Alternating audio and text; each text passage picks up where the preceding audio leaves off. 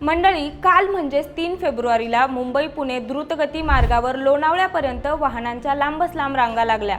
पण एवढी वाहतूक कोंडी झाली कशामुळे? तर महामार्ग पोलिसांनी दिलेल्या माहितीनुसार प्रोपिलिन या ज्वलनशील वायूने भरलेला टँकर मुंबईच्या दिशेने जात होता। द्रुतगती मार्गावर आडोशी बोगद्याजवळ तीव्र उतार होता आणि त्या वळणावर चालकाचं वाहनावरचं नियंत्रण सुटलं। यामुळे बोगद्याच्या प्रवेशद्वारापाशीच टँकर उलटला।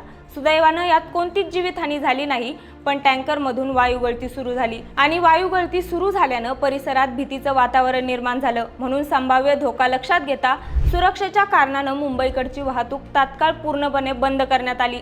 सोबतच या सगळ्या परिस्थितीवर नियंत्रण मिळवण्यासाठी युद्ध पातळीवर उपाययोजना सुरू करण्यात आल्या आहेत। यासाठी खास तज्ज्ञांचं पथकही बोलावण्यात आलं, पण कोंडीमुळे तज्ज्ञांना घटनास्थळी पोहोचण्यास उशीर झाला। म्हणून परिस्थितीवर नियंत्रण मिळवण्यासाठी रात्री उशिरापर्यंत प्रयत्न सुरू झाले। पण या अपघातानंतर अवघे 16 तास उलटूनही गॅस गळती थांबलेली नसून अग्निशमन दल, बचाव आणि मदत पथकं तसंच NDRFच्या टीम घटनास्थळी तैनात आहेत आणि एक्सप्रेस वेववरील वाहतूक वळवण्यात आली आहे।